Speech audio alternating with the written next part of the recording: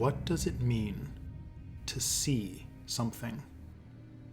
This might sound like a very abstract question, but in the context of Elden Ring, asking it will lead us on a path toward the most elusive, eldritch entities in the game, and ultimately to some of the deepest truths about Elden Ring's story.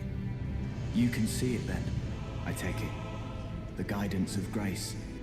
Tender Miquella's eye is no mere morsel of flesh. This light once shone in the eyes of your tarnished brethren. The distant light is far and frail, but with everyone's eyes together, it appears.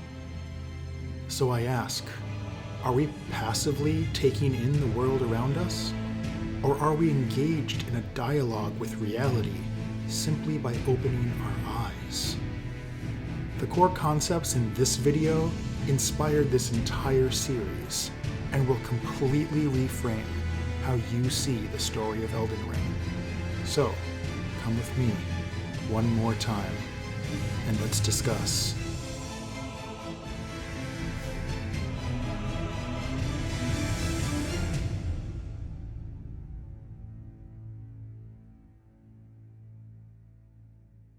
So admittedly, that was a bit dramatized, but I am quite serious about this video being the payoff for many of the concepts I have discussed so far in this series.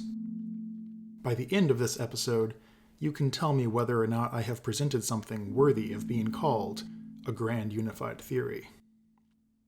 In case it's not clear from the title, this means extensive spoilers for Elden Ring, but I will try to minimize spoilers for any other media I bring up in the course of the discussion. If you're new to this series, then welcome. I will absolutely encourage you to go back and watch the prior 3 episodes of the Grand Unified Theory at some point. But for now, let me summarize the core concepts you need to know. First, we discussed the nature of runes and posited that they are part of a visual, world-making language, spoken fluently by the 2 fingers. These fingers are literally agents of the greater will, and, meta-narratively, represent the actual creative team behind the game, which crafted the world of Elden Ring through the complex motions of their fingers. Next, we discussed the importance of visual symbology, which has an additional layer of meaning in a world where shape and motion are the language of creation. These shapes correspond, among other things, to the concepts of causality and regression, the process by which things divide and recombine as they experience the pull between meanings. Finally, we discussed how this process of division and recombination is expressed in the recurring theme of duality throughout the game. Things that appear to be opposites are, in fact, intrinsically linked to each other, and the ultimate expression of this is Marika herself, a being both male and female, a rebus, whose ascension to godhood is directly connected to her role as a union of opposites. So, with all of that in mind, let's begin by tackling the most mysterious entities of Elden Ring's lore, the Outer Gods. At the outset of our journey into the Lands Between, we are introduced to 2 divine entities, Queen Marika, frequently referred to as the god of this world, and the Greater Will, an unknowable, distant being that is credited for both blessings and punishments upon the land. Together, they form the foundation of the orthodox religion of the Lands Between. However, when we enter the Lands Between, this divine order is already breaking down, and through the cracks in the foundation, we can see something else starting to seep into the world, the influence of other divine forces, commonly referred to as the Outer Gods. Little can be said with certainty about these mysterious entities. They don't exist as physical beings in the world of Elden Ring, but as invisible forces influencing the Lands Between through their chosen representatives. We have the Formless Mother, whose domain is flowing blood, worshipped by Mohg. We have the Fell God, source of the flame of ruin, guarded by the fire giants. There are unnamed outer gods of rot and of death, and there are even more enigmatic entities, such as the Frenzied Flame, which is never explicitly called an outer god, but rules over the domain of madness. These beings are by their very nature unknowable. Aside from promoting their domain, be it death, madness, or rot, we cannot know their intentions, or even if they have further intentions. For this reason, they are commonly perceived through the lens of cosmic horror, as eldritch beings whose minds and natures are so alien that we cannot truly fathom them, much like the Great Ones of Bloodborne. They are not malicious, but uncaring, a trait that lends itself to the quiet dread of cosmic horror. Through this lens, we can eventually come to see the greater will itself as an eldritch being that seeks simply to impose order, with no care as to the shape of that order, or the impact that order will have on the people of the world. This is clearly a perspective we are intended to take on the outer gods. But there is a wrinkle that grows more and more noticeable as we explore the Shadow Realm of Elden Ring's DLC, for we find ancient forges that remind us that the flame of the fell god is associated not only with destruction, but with the art of smithing. We can encounter friendly members of the Forager Brood, connected to the god of rot, and they give us recipes for fermenting items to improve their protective qualities, a kind of beneficial rot. We increasingly find hints that ancient cultures had different, even positive relationships with some of these beings. So why are their modern incarnations so reliably destructive? To answer that, let's consider their title, Outer Gods. The name is translated pretty literally from the Japanese, Sotonaru Kami, but there is cultural significance to the character Soto and its counterpoint, Uchi, which can help to inform our understanding here. Uchi literally means home, and you can see that the kanji is sort of like a person inside of a structure. Anyway, the dichotomy of Uchi and Soto is vitally important in Japanese culture, and you can see it, for example, in the entryways to Japanese homes, which always set aside space at the threshold of the home for a ritualistic entry, where you remove your shoes and typically announce yourself, even when space is at a premium in Japan. Maintaining the cleanliness of the inside space is an important part of distinguishing it from the outside, as is observing ritual when entering and leaving. This creates a sort of sacred space in the home. And the Uchi-Soto distinction extends beyond the literal home to social interactions and hierarchies. Here the divide is between in-groups and out-groups. Beginning students of Japanese are frequently surprised to learn that there are multiple ways to say the same thing, depending on the level of formality that is appropriate. And this formality is determined by the Uchi-Soto distinction. You will use not only different words, but a totally different grammar when speaking to your boss or teacher than you would use with your friends. And it gets a lot more complicated than that, but the point is that in Japanese, Sotonaru Kami can be read to imply that these are outer gods in the sense that they are outside of the current order of the world. We discussed the role of the circle in my episode on sacred geometry, and here once again, the importance of a ring as a shape that divides between those who are inside the bounds of the Golden Order and those outside of it reoccurs within the context of gods themselves. This also reinforces the significance of the ring shape to Miquella's concept of unalloyed gold, which I also discussed there. So, how do outer gods exert influence on the world if they are outside of the current order? Well, indirectly, it turns out. For in order to enter the world, they must enter a person. And to do that, they must first be seen. Eyes are among the most frequently recurring symbols throughout Elden Ring, as is blindness. There's a clear pattern of important characters having one eye shut, including Ranni, Melina, and Mohg, while other characters appear to be fully blind, including Hyetta and Melania. Even Marika herself is consistently depicted in a way that makes it impossible to see her eyes. To decipher this visual theme, let us think back to the beginning of the game. The main character, along with the other tarnished warriors, begins the game exiled, and to add insult to injury, dead. Then the Light of Grace appears, and reanimates each of the tarnished, calling them to return to the lands between. As was noted by a commenter on another recent video of mine, the first item you receive in the game, Memory of Grace, has the appearance of sunlight reflecting on the water, reinforcing that it is the light itself that calls you across the sea to the lands between. After you arrive, multiple characters will ask you if you still see the Light of Grace, an apparent sign of divine favor. In fact, you can see this connection between Marika's favor and the Light of Grace within a person's eye as you play the game, as noted by Zulia the Witch.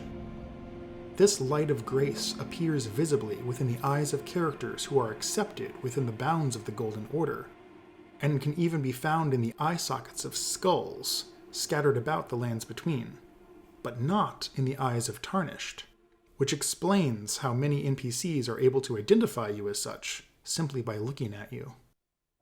We can also look to the Golden Rune items for this connection between grace and vision, as more advanced versions of the item gradually come to look more and more like an eye. Now consider that the Erd Tree is the brightest source of light in the lands between. As I've noted before, it has eclipsed the role of the sun, and possibly even contains the sun's light. The light of the sun is the source of all life in our world, and is the light that guides you back from death in Elden Ring.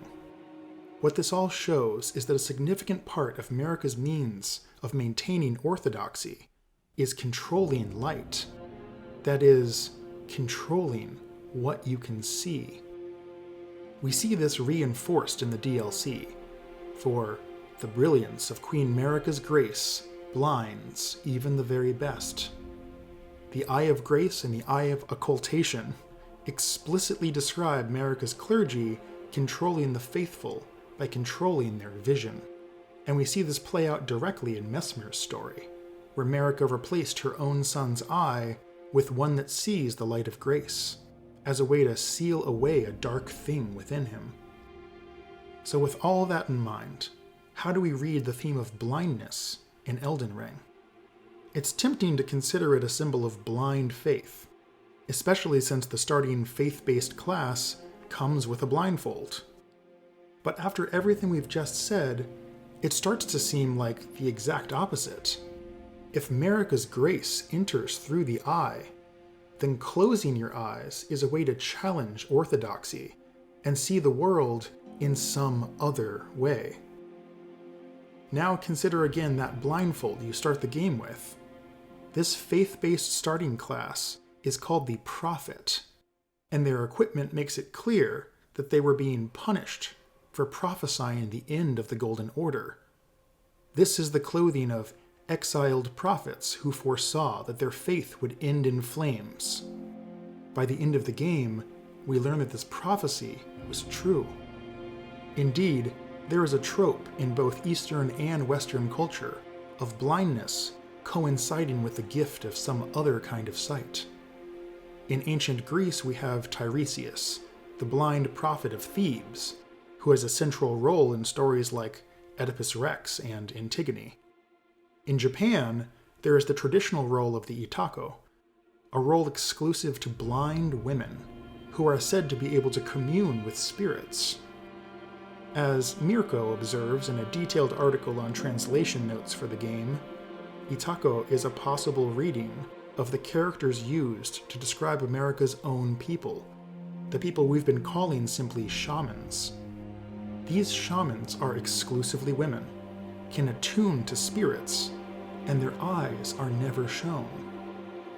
The other character connected to spirit tuning is Roderica, and while she isn't blind, her cloak explicitly says that she never once saw the guidance of grace.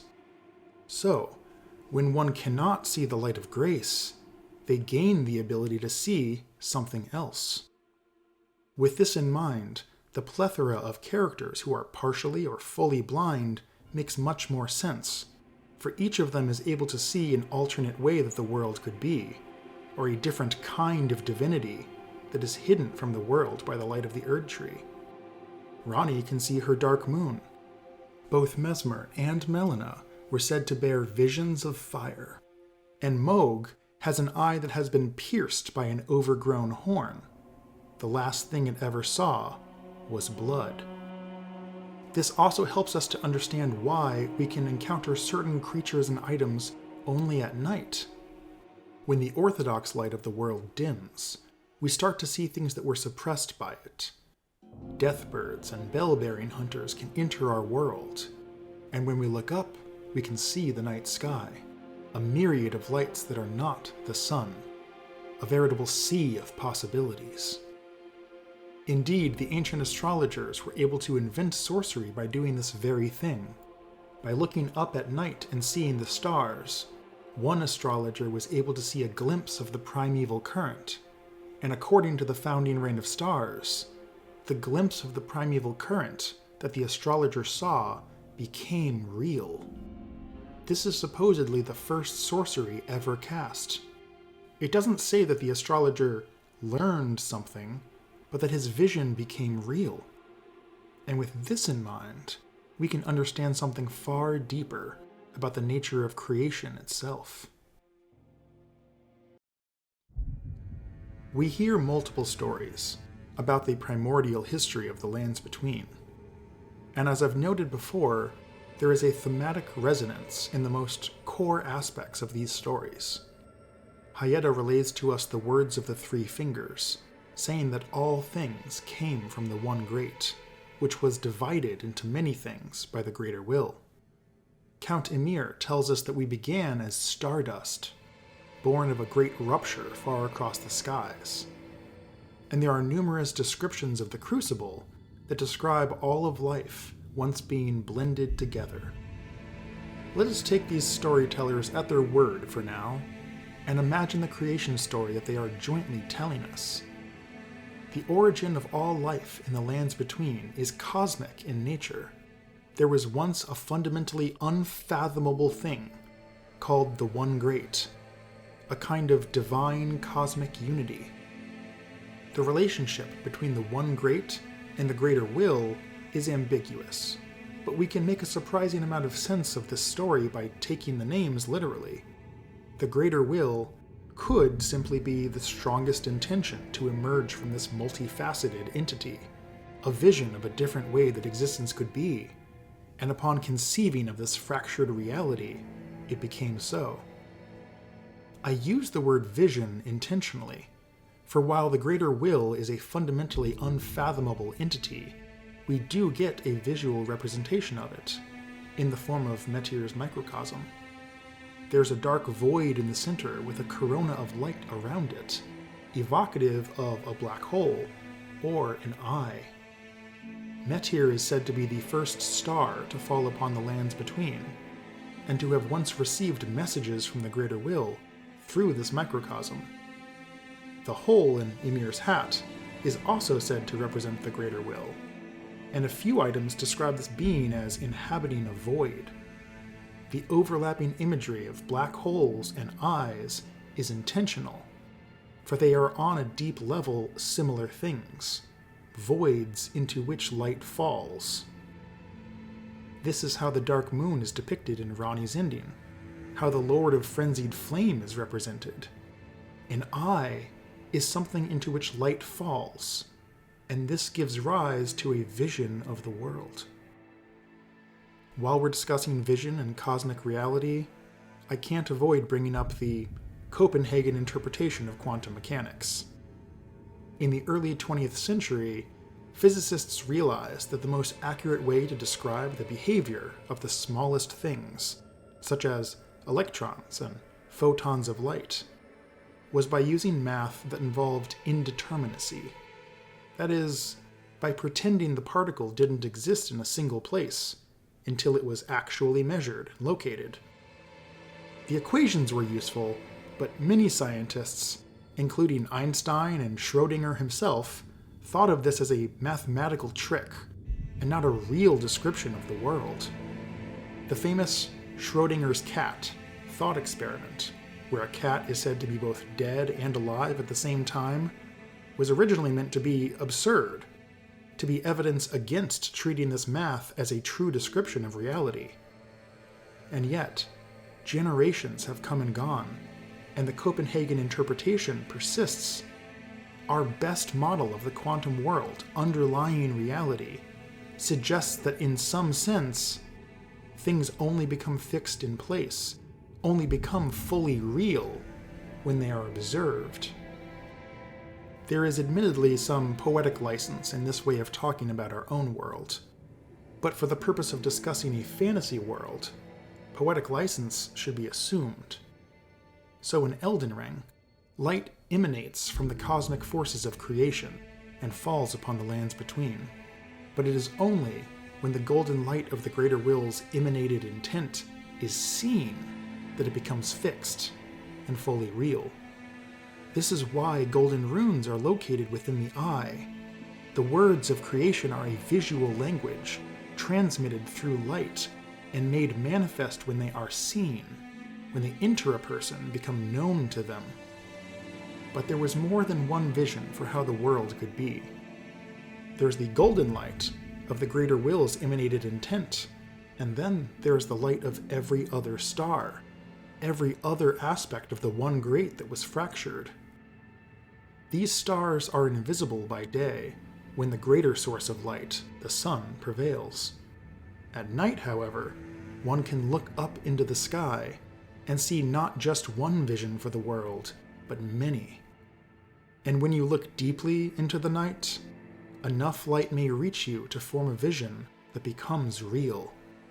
For when you stare into the abyss also stares into you.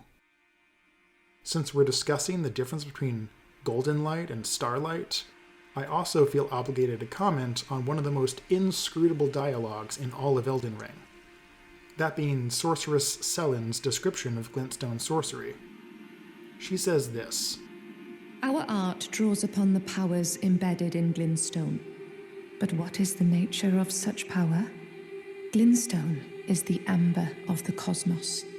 Golden amber contains the remnants of ancient life and houses its vitality, while glintstone contains residual life, and thus the vitality of the stars. It should not be forgotten that glintstone sorcery is the study of the stars and the life therein." I cannot overstate how confusing this dialogue was the first time I heard it. What's the difference between ancient life and residual life? The Japanese text can help us here, as the distinction is more obviously between the remnants of ancient life and the remnants of star life. In the context of a great rupture in the sky, triggered by the greater will, this starts to make more sense, as the greater will sent a specific golden star bearing life towards the lands between, and the other pieces of the one great became fractured and scattered across the sky to become the stars. We've discussed that light, whether from the sun or stars, is intended to be seen, but notably, starlight that falls and doesn't land in an eye seems to be able to crystallize in Elden Ring, as we can find starlight shards throughout the game. It seems that given enough time, this process of starlight crystallization eventually leads to glintstone, the catalyst for sorcery. The phrase, "the wisdom beyond stone," also starts to make sense if we believe that glintstone is made of starlight, and that starlight contains fragments of the fractured one great. Also of note here, the word for glintstone in Japanese translates literally as pyroxene. Pyroxene is an extremely common mineral on Earth, but it can also be found in meteorites. In 1996, a particular meteorite made primarily of pyroxene was analyzed by scientists who noticed microscopic patterns that looked like bacterial fossils. At the time, this discovery was heavily covered by the media as possibly the first proof of the existence of alien life. And while further analysis largely disproved the original claim, this meteorite had a lasting impact on popular conceptions of what alien life might look like. This might help to explain the connection between pyroxene, glintstone, and residual life from the stars. In any case, this divide between golden light and starlight, between day and night, inner order and outer gods, began with a decision of the greater will to fracture life and give rise to something new. This fractured world is the greater will's vision, a term Enya uses to describe the Elden ring inside of Marika, the vision of the greater will. Through the Erd tree, this light can be cast upon the world and enter the eyes of the many. Outer gods, then, are alternate visions for this world, and in order to see them, you must lose sight of the golden light of grace. This is why interaction with the outer gods is so frequently connected to underground spaces, to night, or to places where the light of the sun doesn't reach. These outer gods must be seen by and take purchase within a person in order to influence this fractured world. But why exactly did the greater will want to fracture the one great in the first place? Why divide the world into its many dualities? In order to discuss the nature of unity and division, and to get at the core of Elden Ring's artistic message, I'm going to bring up an old anime and an even older religion. Let's cover the religion first, and you can look forward to me bringing up anime in a minute. The religion in question is Gnosticism, an early branch of Christianity that included ideas that were eventually deemed heretical by the evolving orthodoxy of the Church. These ideas included the fact that creation was fundamentally flawed, as the creation of material reality by an entity called the Demiurge separated us from the spiritual world and from God. Gnostics claim that we exist in a kind of dualistic purgatory, and we should endeavor to escape that reality and reconnect with the lost spiritual reality.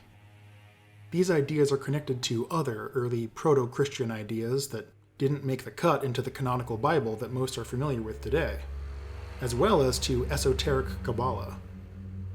There is going to be a test on these terms, by the way, so I hope you're writing this all down. It's not hard to find the parallel between Gnosticism and the creation narrative of Elden Ring, and specifically with the claim of the three fingers that the greater will made a mistake, and that the act of separation of mortal life from the divine is the source of all human suffering. The three fingers and frenzied flame seek to reunite the physical and spiritual worlds in brutal fashion. In this context, consider Hayeda's questline, where you need to offer her literal human eyes in order to help her find her way to the truth of the frenzied flame. It is individual perception, leading to individual identity, that reinforces the fractured state of the world, whereas by combining the perspectives of many people together, which Hayeda does by literally eating their eyes, she can see the path towards the great unified origin of all things. So, is the frenzied flame correct? Is individuation the source of all suffering? Would we be better off if we all melted back together? In order to answer that question, it's time to talk about a specific anime from the late 90s that I know for a fact Miyazaki was heavily influenced by. No, not Berserk. Everyone knows about that one already. I'm talking about Neon Genesis Evangelion. Now, as promised, I'm going to endeavor not to spoil Evangelion, other than the implication I've made just by bringing it up in this chapter. I am going to talk about its themes, however, and if you want to be very careful to avoid spoilers for the original animated series, you can skip ahead to whatever timestamp I'm putting on screen right now. Okay, so it's hard to overstate the impact that Evangelion had on 90s anime, and frankly on the nature of anime and video game storytelling since then. The inclusion of esoteric religious symbology, and the opaque nature of the narrative were incredibly novel at the time, but have become commonplace in the decades since. I feel like Akira and Evangelion gave a 1-2 punch to the Japanese psyche that compelled future generations to tell convoluted stories. And our friend Hidetaka Miyazaki is no exception. In any case, I don't think it's a spoiler to say that the underlying thesis of Evangelion is this. Because people are separate individuals, we can never truly understand each other. The divide between two human souls is the greatest barrier in existence, and therefore we inevitably hurt each other. Nonetheless, we shouldn't try to change that fact, because it is within that struggle to reach across the divide and connect to others that we create meaning. Or to put it another way, However ruined this world has become, however mired in torment and despair, life endures. Births continue. There is beauty in that, is there not? now I want to show a single, out-of-context scene from Evangelion in order to solidify the relationship between perspective, division, and creation. All you need to know is that the main character is experiencing a moment of unprecedented freedom from the constraints of the world. Voices tell the character that in this space, he can do or be anything, and yet he expresses anxiety and disorientation. In order to orient him, a voice offers to give him a restriction by drawing a horizon line. This literally grounds our character. It gives him a ground to stand on. And it makes our character one step more comfortable, but requires him to sacrifice a single degree of his freedom.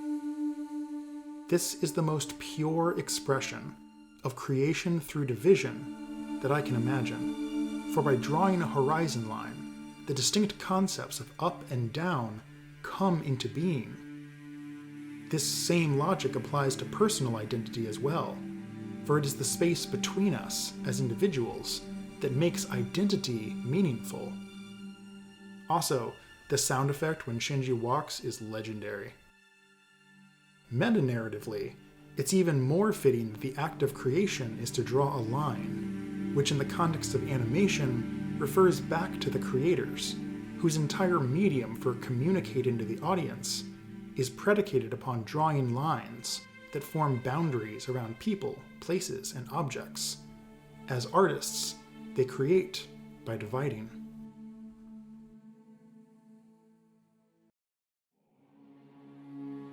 So with this in mind, consider again the One Great. It's true that we cannot possibly understand the true nature of a being like the Greater Will, or an outer god, but it is equally true that they cannot fathom being us. Before creation, the One Great may have been a unified divinity, but without an other to contrast itself with, it had no real identity, and no means of understanding itself. For all of its perfection, what it lacked was perspective. And so, it contemplated itself, the only way it could, by breaking itself into pieces that can refer to each other, that can experience the pull between meanings, and gain individual perspectives. This interplay of perspectives, of competing visions, is what actually creates reality. This is why outer gods can only influence the world through individuals, for they require the active perspective of a living being to make themselves fully real within the lands between. In fact, the nature of outer gods changes with the way they are perceived. Consider, for instance, the remembrance of Romina, which says, after the church was burned to the ground, Romina discovered a twisted divine element, which she weaved into the baleful scarlet rot. Now, I'm aware of a translation question here, which I will discuss in the next chapter. But for now, consider that we know rot is more than a force of destruction. It can also be a source of protection. as hinted by the fermented items and the material verdigris. Rot is an aspect of the natural world, but in the shadows of the flames, Romina found a twisted version of that divinity, implying that the destructive form of the scarlet rot we see in the lands between is not the only version of the rot that could manifest in the world. The natural form of rot, however, is suppressed by the Golden Order, which seeks to keep things eternally unchanging. Similarly, the Outer God heirloom says that a clan lost everything in a great fire and saw, in the shadow of their ancestor, a twisted deity. We have the same elements present: a fire, a thing that is normally sacred, and a twisted version of that divinity, seen in the shadows. Notably, the flame itself is a heterodox source of light, allowing one to see the world in a different way. The divinity this item refers to is the Formless Mother, or the Mother of Truth. We said before that this outer god is associated with flowing blood, but now consider that she was found by a clan looking upon the corpse of an ancestor. Consider that she is explicitly called a mother, and consider the altar to the Formless Mother upon which we find Miquella's cocoon. It is sitting upon a great pelvic bone, and when the great hand falls, blood begins to flow down from the center of this pelvis. The Formless Mother's domain is birth. This also tells us why she is called the Mother of Truth, for it is through birth that individual perspectives are created, and it is through individual perspective that truth is born. Yet, traditional birth is another aspect of nature that is suppressed by the Golden Order. We can find the rune of the unborn, separated from the Elden Ring, and locked inside Renala's amber egg. Thus, blood does not flow as it once did, and it is now only the twisted, destructive version of the Formless Mother that can be seen by those who are oppressed and desperate to find divinity. This theme of finding divinity through experience of the world reoccurs repeatedly throughout Shadow of the Erdtree. The best example is one that seems strange and unimportant at first: Red Bear. This is a man who fought a massive, terrifying bear and became fascinated by it. This led him to develop his own divine incantation called Roar of Rugalia, which says, "Only through desperate battle with the feral wild can one discover a god unique to oneself." The description also says that this spell is jokingly referred to as bear communion, implying that it is a kind of incantation that is mocked. And yet, it works. Red Bear succeeded in discovering a god unique to himself. This tells us that in Elden Ring, divine truth is not a static thing to be preached about, but something to be found through direct experience, much like our experience of the game world itself. Indeed, there is a clear connection between the theme of creation emerging through competing perspectives and the artistic process behind the game. I have already alluded to the fact that the two fingers being conversant in an inscrutable language of creation is a meta-narrative allegory for the creators behind the game, who created the world of Elden Ring through the complex motion of their fingers. And there's an even deeper level to this meta-narrative interpretation that we have available to us now, because Elden Ring doesn't have a canonical truth explicitly handed down to the players. Rather, the truth of the game is discovered by those of us who play the game, struggling in desperate battle with the feral wild and searching for divine elements in the shadows. So for the final section of this philosophical tirade, I want to delve a little deeper into the creative process behind the game. There was a commenter on my first video who loved the meta-narrative connection between fingers and the developers, and said, following that logic, the Greater Will could meta-narratively be the developers, and the reason no one can contact the Greater Will anymore is because the game is done development. I thought this comment was very funny, But what if we take it very seriously? With a couple of caveats, we will find a deep artistic truth behind the game, and the true identity of the greater will. One unavoidable issue when analyzing a game like Elden Ring is that while I'm speaking to you in English, the game was created by a Japanese team. As much as I may try to bring up Shinto or Buddhist ideas to provide context, there is a barrier between our experience of the game as an English-speaking audience and the experience of a Japanese audience. And this brings us to the topic of mistranslation. I brought up Mirko as a reference, and their translation notes on Shadow of the Erdtree are detailed and insightful. They give us alternate possible translations for several key item descriptions. But there is an assumption underlying this analysis that warrants further scrutiny. Mirko says, the working method used for these translations does not favor the translators, as they often receive lines of text without any context of when and how they would be used.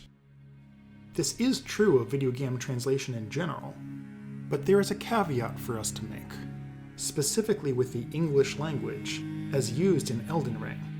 For English has been part of the creative process for the game since its inception. It's no secret that George R.R. Martin was involved with writing the story for Elden Ring, and from various interviews, we can know exactly what his contribution looked like. Martin says that his job was to create a world-building document, to outline the history and mythos of the Lands Between, prior to the actual events of the game itself. After several exchanges, Martin had a complete document, a text, that he handed over to the Japanese team, which they used as the starting point and inspiration for building an entire virtual world and writing the plot and dialogue that we experience as players.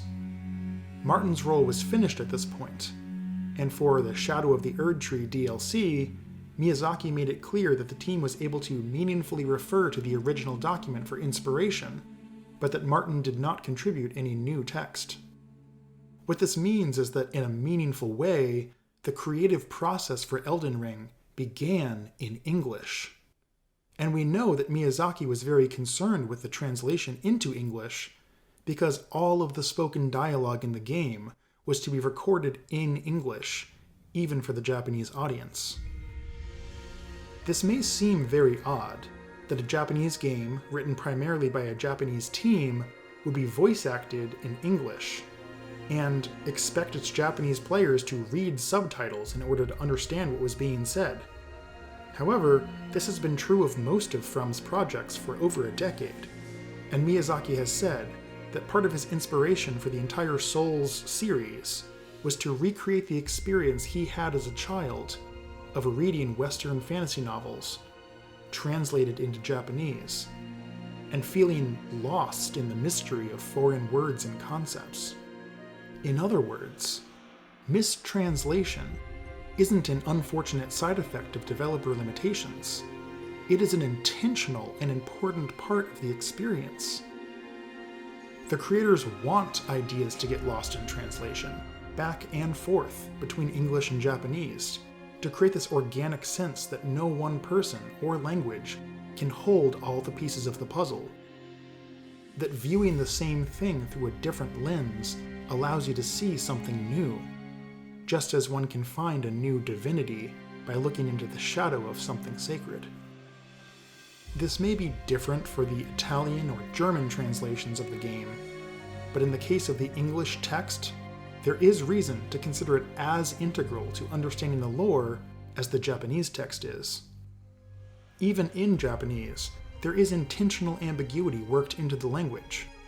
Take, for example, my prior note, credited to Mirko, that the word for shaman could be read as itako, a blind spirit medium. Well, here is the most typical way to write itako in Japanese. And here is the typical way to write miko. The actual compound kanji used in Elden Ring is a mix of these, so it's not immediately obvious which way it should be read, though it is clear that the word being conveyed is somewhere in that realm. Elden Ring is a story that is fundamentally about perspective, and the impossibility of perfectly understanding another person's soul. Linguistic and symbolic ambiguity are central to the game's artistic vision. And with that in mind, let us consider one more time the meta-narrative allegory we began this series with. The two fingers speak a kind of visual language that we struggle to understand, but they are said to be conveying the intent of the greater will. At the end of Shadow of the Erdtree, however, we get a massive revelation that the mother of all two fingers, Metyr, hasn't actually received any messages from the greater will in eons. In the context of the translation issues we just mentioned, it becomes clear that in our meta-narrative allegory, Miyazaki is not the greater will. No, Miyazaki is just weird enough to cast himself in the role of the eldritch creature called Metyr. Think about it.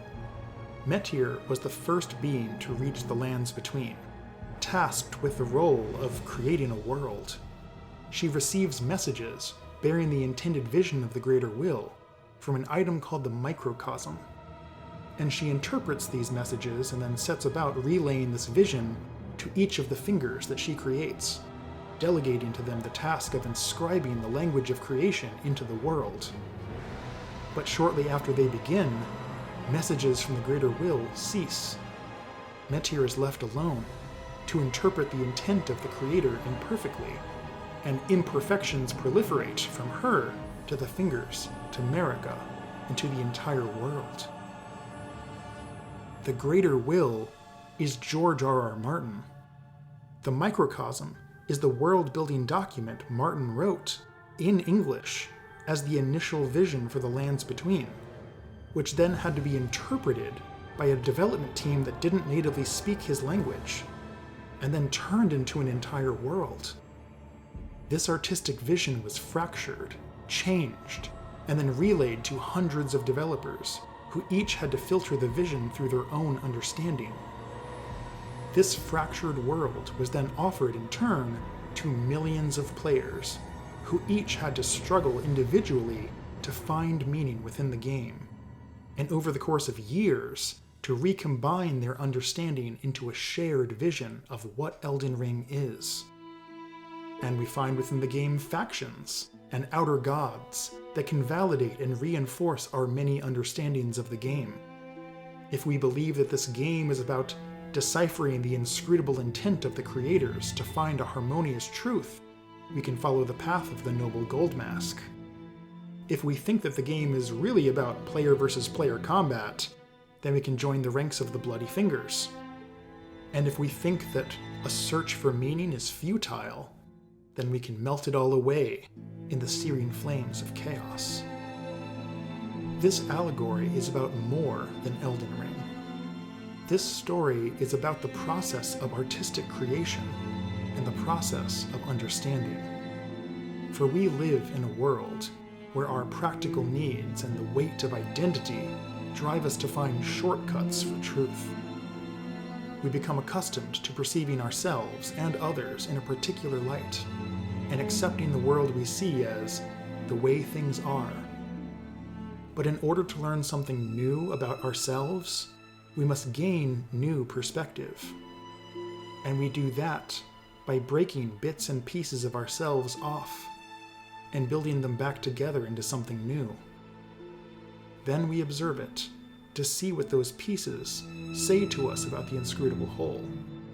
And however strange and imperfect those pieces are, when light passes through them and shows us something new, there is beauty in that.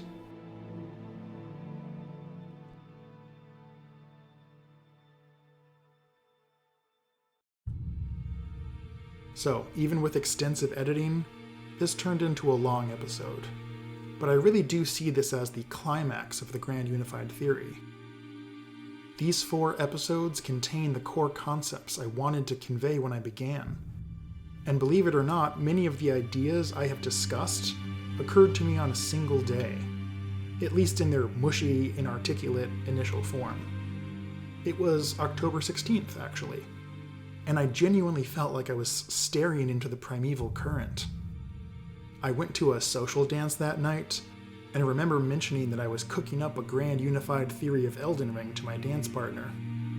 Her response was, "Oh yeah, I don't care." I'm glad that there are so many of you that do. So this episode is the point I was hoping to reach when I began this channel. That doesn't mean that I'm done with Elden Ring. I've had a lot of new ideas since beginning this channel. But it does mean that I'm going to take my time to digest before labeling anything new as part of the grand unified theory. I do want that label to mean something specific. In the meantime, I will be fleshing out my Elden Ring lore theories in future Between Meanings episodes, and I may start to branch out as well, and go into analysis of other games or media beyond Elden Ring. I have some ideas in mind, but if you have any particular requests for topics, do let me know in the comments. And needless to say, the experience of becoming a YouTube creator has surpassed my expectations. Scratch that. I do need to say that your participation and engagement as viewers has transformed this project and made it more meaningful.